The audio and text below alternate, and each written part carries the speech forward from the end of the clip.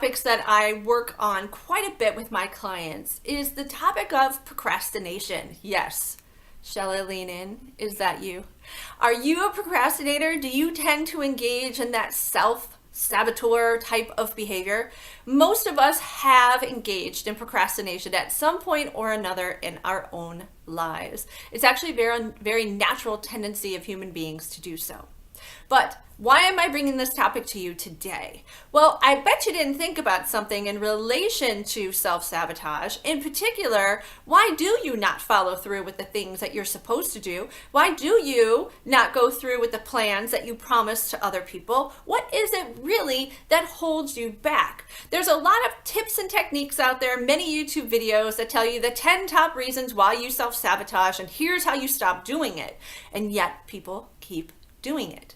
One of the things, as a person who specializes in the field of emotions and self-regulation, is this idea that the brain has a natural desire, right, to stay in the immediate essence of gratification. What do I mean by that? If you are provided an opportunity for something that is off in the future, your brain has a natural desire to go, oh, that's really interesting, we should do that.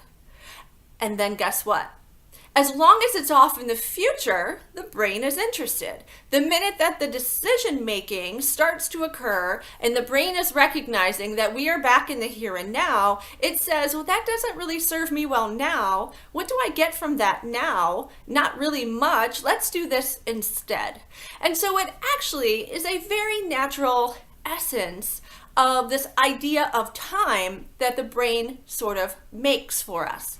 There's actually another term, this phenomenon that we sort of know as Akrasia. And Akrasia was built off of this idea that we tend to make decisions against our best will, against our best judgment, based on exactly what I just mentioned to you. This essence that, well, that's kind of off in the future. I don't really have to think about that right now. And then guess what? More time and more time goes by. So what is my best tip, my best advice to you in how to combat this aspect of Akrasia, or making really bad decisions that lead to us having regret?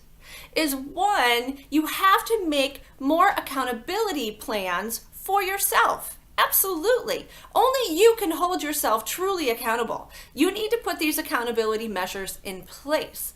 There's a variety of resources out there. I don't know if you've checked these out. There's a lot of online resources in which if you don't follow through on something, actually you have to pay into a particular account, and the account is then given to charity. Brilliant. This is absolutely genius. Whether you'll use it or not, I don't know. But it's one method that can be really helpful. You can utilize a friend as well. But in this idea of using a friend as an accountability partner, you have to give them permission to be able to call you out. This is really important, particularly if it's your loved one, right? In your own romantic relationship or your children, people are not going to want to step against you if they feel they're going to meet the wrath or the scorn of you. So you need to provide them permission to be your accountability partner and to hold you accountable. And you have to follow through with the consequences when you don't do what you say you're going to do. The other thing that is really significant is to go ahead and engage in what we call implementation intentions.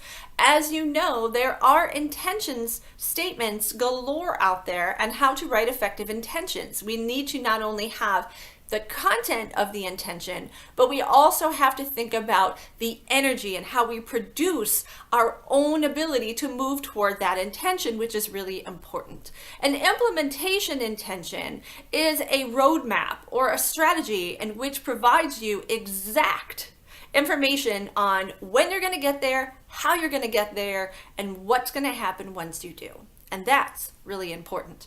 So I just wanted to bring you this brief little update on maybe a different aspect about self-sabotage that you never really thought about in relation to procrastination, that of Akrasia, right? The Akrasia phenomenon is where we, again, tend to go against our own best judgment, make bad decisions based on the need for immediate gratification because of that inability of our brain to want to think about long-term gain and instead focus on immediate gratification.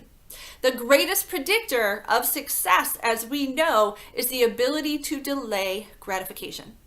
And so if you know that if you go ahead and avoid that Starbucks coffee, if you go ahead and avoid spending that money on whatever vice you may have, and remind yourself that that can accumulate into long-term gain, long-term effect, which will be with you for a lot longer time than a cup of coffee will, you might be surprised at how you change your behavior.